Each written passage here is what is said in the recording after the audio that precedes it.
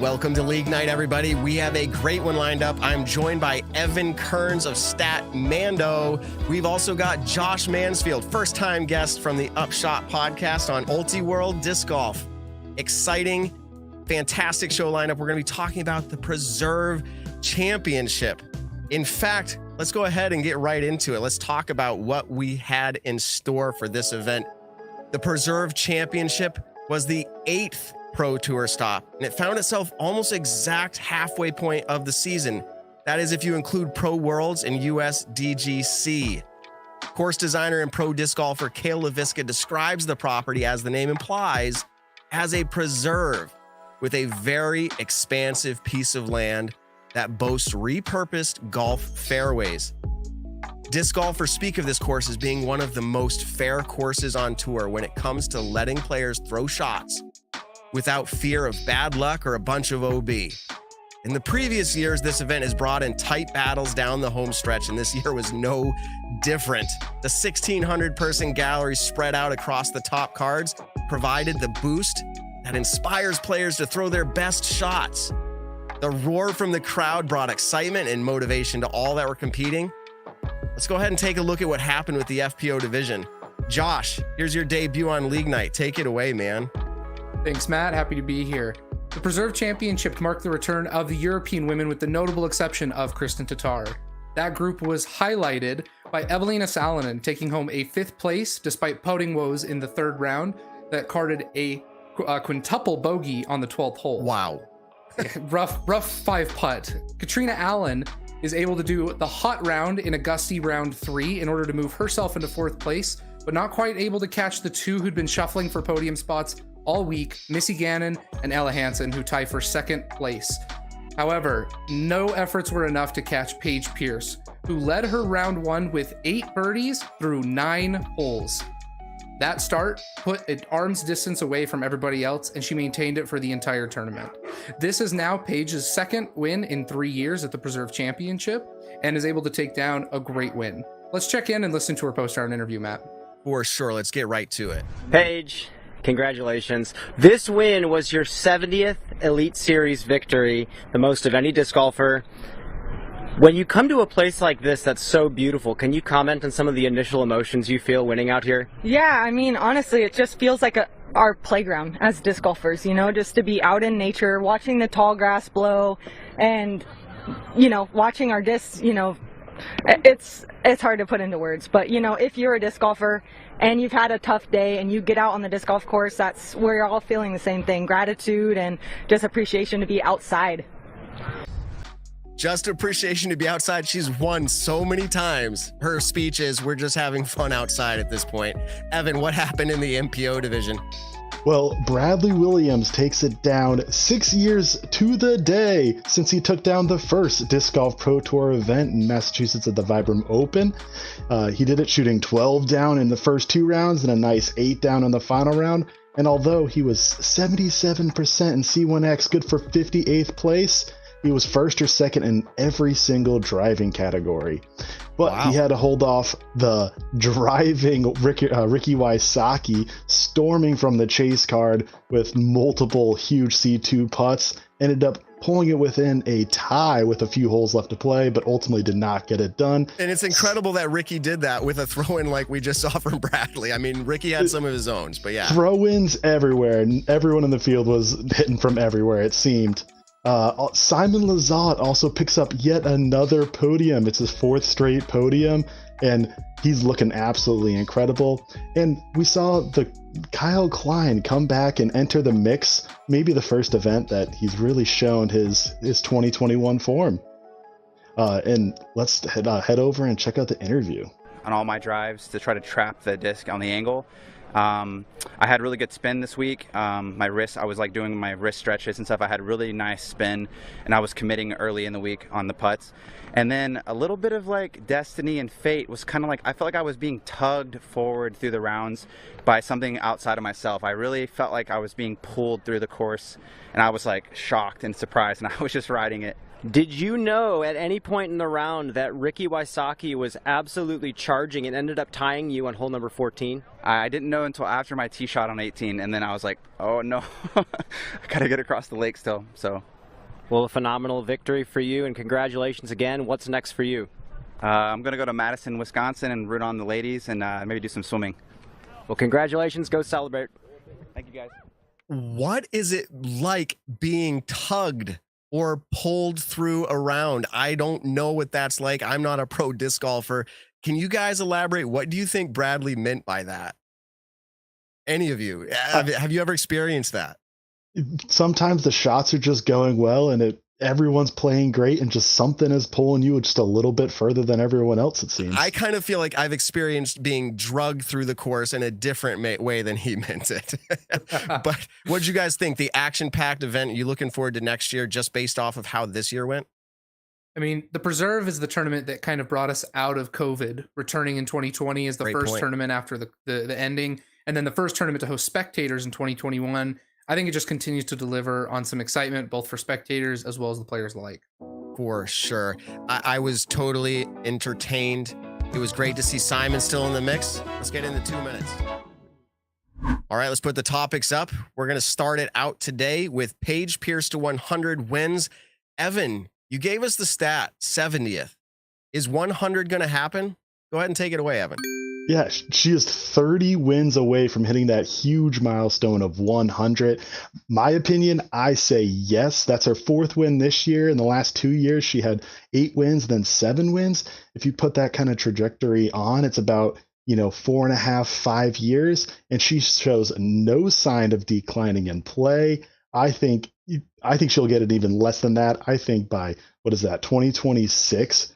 We'll be seeing number 100 for Paige. Wow. I feel like that's a very large take. In 4 years, she's going to get another 30. The field's getting tough. What do you think, Josh? That's what I was going to say, Matt. I'm a little bit more skeptical. Not only is the field getting stronger, but we've got the introduction of a lot of women who are decreasing Paige's number 1 advantage, and that's distance. Ella Hansen has said herself that she now can outthrow Paige. Maria Oliva, Holland Handley, Haley King. I mean, just a large number of young players who are up and coming and currently on the Disc Golf Pro Tour who can outdrive or throw nearly as far as Paige. This is going to reduce her advantage that she's had over the field for, the better course of a decade since she won her first national tour event, beginning her rise to 70 with the Preserve Championship. But I think what's more notable is that following the COVID boom, we are going to have players that are going to come out of nowhere over the next 3-4 years whose names we don't even know right now. So not only is she going to be contending with European women who are going to be touring more in the United States, who are a strong field, some far throwers who are already a current member of the Disc Golf Pro Tour, but names we don't even know yet, like Gannon Burr, who rose to prominence on the MPO side in just the past 2 years. I'm a little more skeptical. I think 100 might be outside of her reach. This could possibly be a league night first. We have 10 seconds left on the clock, and we're going into topic number 2. Is Simon the hottest? We talk about all players on the Disc Golf Pro Tour, and I'm taking some of your time here. We're talking all FPO and MPO. Josh, what do you think? Is he in the conversation? Who else would be there? Look, I think Simon is just the undisputed number 1 hottest player on tour right now. He had a rough start at Waco. Champions Cup's kind of his warm-up as he gets back in the grind. And since then, 6th, 2nd, 1st, 3rd. I mean, it's a kind of record that we compare only with Kristen Tatar when you look at just the overall dominance of time on tour. Kristen, her absence is one that makes it hard to consider her the hottest player on tour right now, though we know she'll be a strong contender when she gets back. But when you just look at relative examples in recent time, over the past 2 months, there's been nobody better than Simon Lizotte, and his finishes and consistency are unparalleled. Okay, Evan, I feel like I see you licking your chops over there. Do you have a similar take, or are you ready to set it up here for something else? I'm going to start a little similar. I think at this very moment, you have to say Simon, but oh boy, the stretch is getting exciting. I think it's going to flip in just a couple of weeks. I mean, we see maybe one could say a limited field in MPO. Paul Macbeth being on a cold stretch, I would say. Ricky Wysocki dealing with a Lyme flare-up in his knee. And we saw Izzy at 100%, and he still was charging for that second place finish. We saw Chris Dickerson take a little time off of tour, and he is coming back very soon. And kind of your point to Kristen Tatar, how she might be the best on the FPO side, but she's had to take some time off returning to Europe. Chris Dickerson might be the hottest player in MPO if he didn't take time off and skip the West Coast swing. And I'll end it here with just a quick little stat. This is not even Simon Lizotte's hottest streak of his career. In 2017, he had 8 straight podiums at Elite Series and Majors, although he didn't win any, so you could argue this one's better with the 2 wins, but 8, that's a little bit better than 4. Wow. Right on time. I love your guys' takes there. Let's hit topic number 3, the preserve course. Is this the new precedence for courses? I mean, repurposed golf course, is this better or worse than some we've seen? What's your take, Evan? Yeah, with a repurposed golf course, Kale Laviska, he owns the property. He can choose what he wants to do with it. He can cut down trees if he likes. He can redesign fairways to go around different, objects. He can grow grass longer, all this very awesome stuff.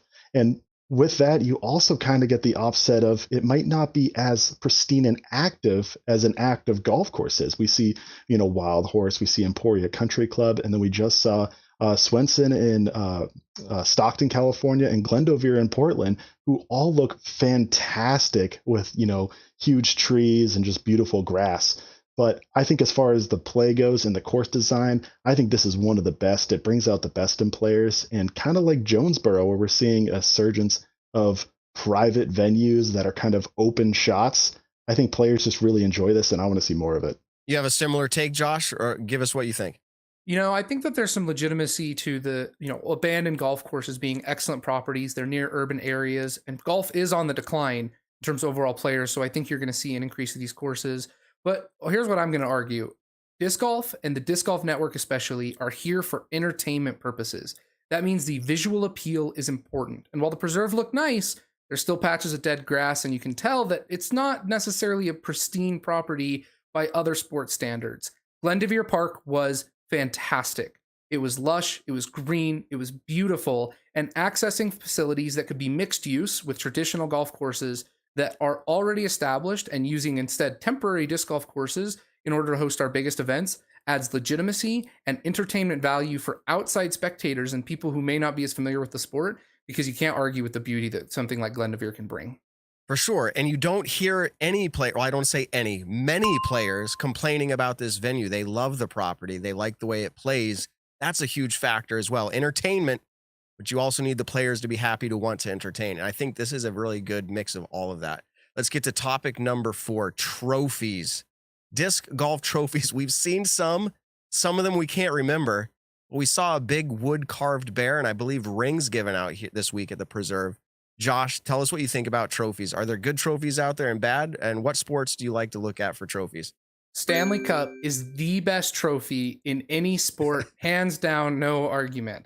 Okay. It is 35 pounds of a massive behemoth that people eat Fruit Loops, drink champagne, and bring around to parades. You cannot beat the Stanley Cup. And I think the reason why is because of the large, very clear historical nature as players' names are engraved for the winning team on the rings of the Stanley Cup. It's just a trophy that holds a lot of historical value.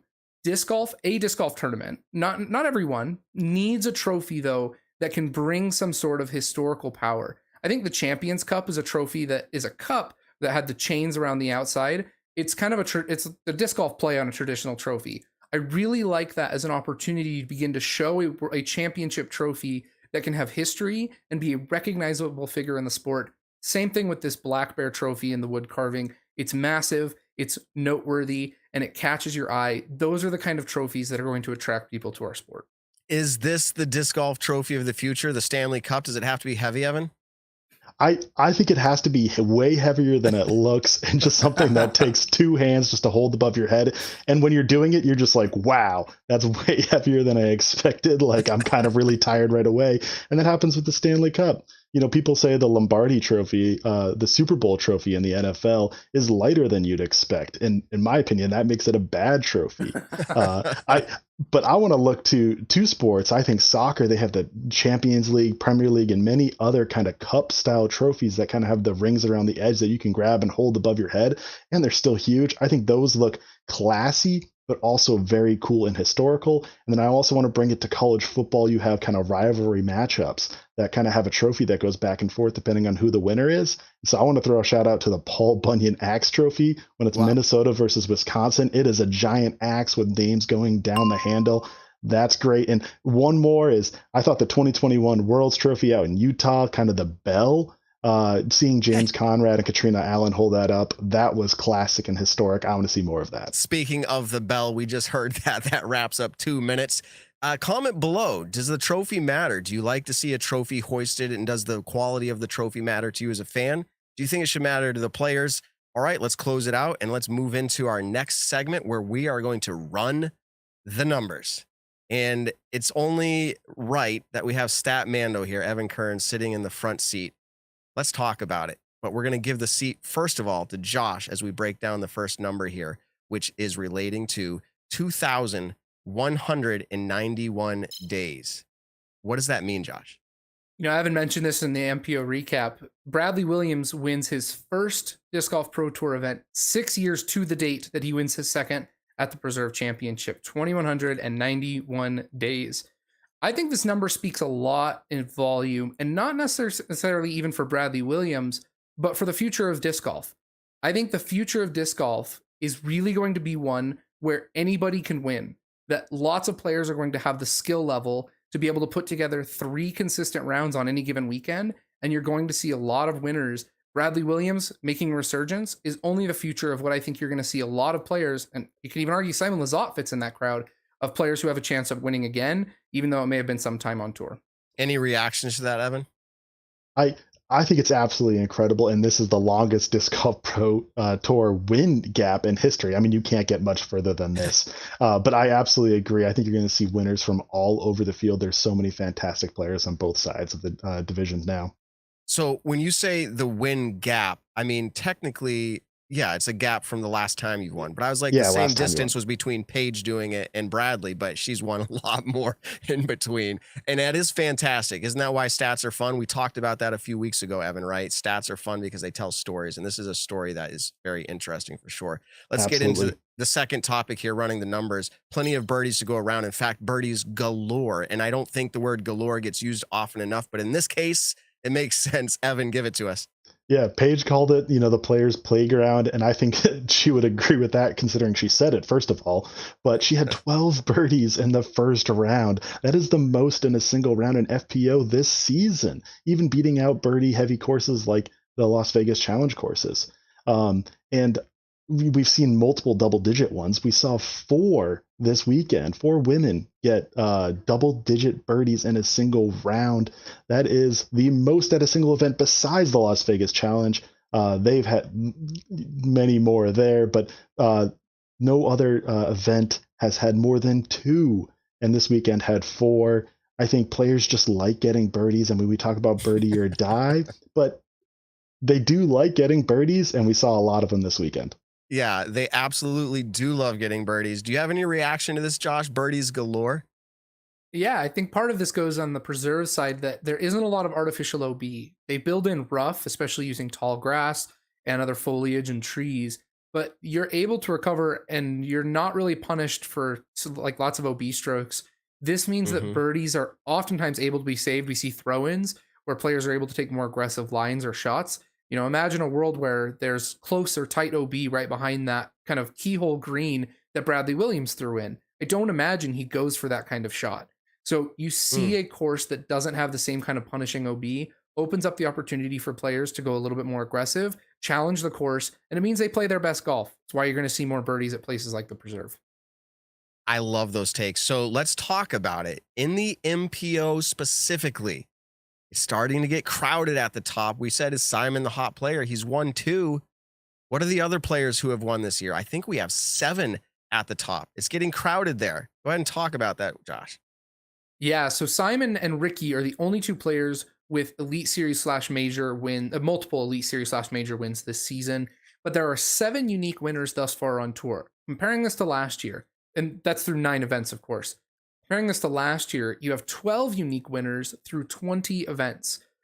It's unlikely that we're going to exactly double the number of unique winners. I'm sure you're going to have a couple more repeat winners.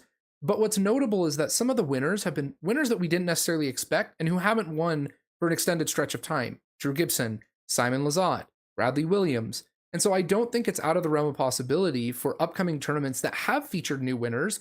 Think Kyle Klein, D-Glow, or Idlewild, or Adam Hammis at MVP, both of whom got their unique wins last year, can have the opportunity in order to see some really successful players who maybe haven't had the opportunity to be at the top. It means that in the MPO field, we have a more diverse winning crowd than ever before, and the field is stronger than ever before. That seems a little bit backwards. I mean, at the same time, I guess we have more competing. We have great talent out there. And I guess that's what we should expect. But man, you still see these hot players that are just not performing seemingly as well as they have in the past. Evan, is there anything to be said for that? I mean, are the players underperforming this year, or do we have that increased talent where it's just going to be something to be expected from here on out? Yeah, I mean, it's kind of interesting. Like Josh is getting at, we have a lot of unique winners this year, but every single unique winner so far this year has won before, as Josh pointed out. We have yet to have a new winner on tour this season. So do we know if it's the top isn't as playing as well as they normally do, or is it that people who have won are just getting better and doing it again? And we still haven't seen, Gannon Burr picked up a Silver Series. That was his first one, but we still haven't seen a new Elite Series or Major winner this year. So it's tough to tell, but it is crowd at the top. It is exciting, and so I'm not going to deny that. I really think, and this is to both of your points, the player pool that could win on any given week, in or out, is just growing. Eventually, it will be a lifetime achievement to win one of these tour stops. Do you guys agree with that? Absolutely. Yeah, I mean, a lot of people do or don't like us to compare to the PGA, but if you win a PGA event, you could pretty much retire and say, that's it, I've done it, I've accomplished it. We're not quite there yet in the PDGA. What do you think about that, Josh? Does that seem like where we're going? I mean, when we look at player ratings, any 10-20 player can throw the shots necessary to win a professional event. The question is, how often are they throwing those shots and how often are they making mistakes? In 3-round tournaments, I really believe that just about any 10-20 or better rated player can shoot 3 rounds good enough to win a tournament. And the number of 10-20 players, it used to be you would compare the field and the strength of the field by how many players are rated over 1,000. That might be true of your local, B tier or A tier, but that's not the case of the Pro Tour anymore. I think the 10-20 mark is becoming the new standard. And with that standard, it means that the number of people who really could pull out a win, Bradley Williams, 10-26 rated, for example, is going to continue to increase. I agree with you. I think we're not there yet, but as the payouts continue to increase and the strength of the field goes up, winning a Pro Tour event is going to be a huge deal. And the number of multi-Pro Tour winners you're going to see in any given season is going to be a rare accomplishment, if ever. Yeah, and we're seeing it now with the first year of the Tour Pass being more of a formality than anything at this point. But it is going to be an accomplishment to even be invited to have a Tour Pass. I mean, it's going to keep rippling out further and further. Comment and let us know what you think about that. It's crowded at the top. Is that what we're going to continue to see? Will we have players winning multiple events back to back like we did this year? Or is that a thing of the past? Congrats to Simon, by the way, on that. And his 3rd place finish. Let's talk about it. Payout comparison. I think this is going to be really interesting to talk about because we're able to go back to the first ever. It was a national tour event, but also the first ever Disc Golf Pro Tour stop, the Vibram Open at Maple Hill, where we said Bradley Williams won, and he was paid out, if I'm not mistaken, $2,500. At this event, he was paid $8,000. What a change. Evan, tell us about that. Yeah, that's more than triple the amount that he earned just 6 years ago in 2016. And you're seeing this, I'd say, ginormous increase in payouts. This year alone, the Disc Golf Pro Tour on the MPO side is averaging over $8,000 paid out to the winner. $8,000, it might not sound a lot in the great scheme of things of sports, but in disc golf, that is a huge number, and we're just seeing this huge increase. That's very cool to see. Last year, we saw a huge increase as well, and that was only $6,700 average payout to MPO winners. And we got to go back before that to 2020, it was $4,300, and then from 2016 to 2019, they were all around the mid 3,000s. So we're seeing double the average payout since 2019, essentially, already in 2022. Like, you can't beat that increase. Well, of course you could, but that's an incredibly good increase that we see. And I continue to see it growing. Yeah. And I mean, the question begs to be asked, at least I feel like it does. How high should payouts go? I mean, is the way of the future what we see with other major sports, or is there a limit where it says, hey, you pay out this much, the sponsors pay out this much? I mean, where are we going with payouts here? But what's your general reaction to these payout differences, Josh? I think there's two parts to this. The first one is, obviously, this is about players' livelihood, and taking home cash is an opportunity for their livelihood for the next month to really change, because these are important sums of figure for people who are living out on the road, especially, in their vans and RVs. This money goes a long way. On the other side, though, money commands respect. When we're talking to family and friends who maybe aren't as familiar, the first thing that we often talk about is Paul McBeth's $1 million sponsorship deal. Lately, it's about the $250,000 purse at the Disc Golf Pro Tour Championship. We're going to continue to use big, striking numbers as a means of gaining legitimacy for the sport, because that's how people are going to recognize, disc golf is an actual profession. It's things that people can do to make a living, and, they're not too bad off doing so. I think as the payouts continue to increase, the professionalization of the sport, the attention, and the media surrounding it all come with it. I don't know which one is necessarily. I think it's probably kind of an inverse relationship of, as one increases, the other follows and then bumps the other back. It's cyclical, but I think it's something that is really important for the professionalization of disc golf. For sure. Endorsements are always going to be a thing, and players are going to earn money all different ways as the sport continues to grow in exposure. Absolutely. I think it's an interesting conversation to say we bring up Paul McBeth's $1 million a year contract for 10 years. We bring up Wysocki's $1 million contract. We bring up Kona's. We bring up Kristen Tatar's. We bring up, well, we don't really fully know Paige Pierce's, but we can speculate that it's significant. And we say these players, yes, it's a handful of them, but they're making a more than a living at this point. They're making what is going to be a future retirement for them. But where does this stop? I mean, if players are going to be making this money, do the payouts just become a bonus for these players? Like when Paul wins, he's donating. I think it's still happening. He's donating to his charity. And I think Ricky's probably doing the same for the birdies that he's earning. But not all players have that ability to do that. To your point, it's a significant amount of money. So at some point, you're going to either see charities getting a lot more money as players get paid more, or you're going to see the player payouts rise. And the players that need it are going to be super stoked on it. So, I mean, there's just so many factors here at this point in the history of the sport. Any closing thoughts from either of you, Evan, Josh? Yeah, Evan, I just wanted to say that we see the Pro Tour Championship kind of break records every year. I mean, Correct, Josh mentioned it earlier, but that kind of turns into just a huge extra bonus for players. You only see the top, 16 to 32 players enter that tournament who have a shot at, and you just get a appearance payout essentially of a few $1,000s. So we might see more of those where, you get an end of the season payout for how you kind of finish. If you can be one of those top tier players, even if you didn't get the win and get that kind of $8,000 to $10,000 cash amount, you can still earn it just by appearing in the kind of highlighted Pro Tour Championship. Yeah. Closing thoughts, Josh. Anything at all? I think this is a means for tournaments to gain legitimacy too, in a time maybe where they don't have the same storied history. If Eagles Crossing tomorrow is to announce a tournament next year for $100,000 payout to the winner, both on FPO and MPO, I guarantee that would be the most important tournament of the year and would be the most watched and prepared for by any pro.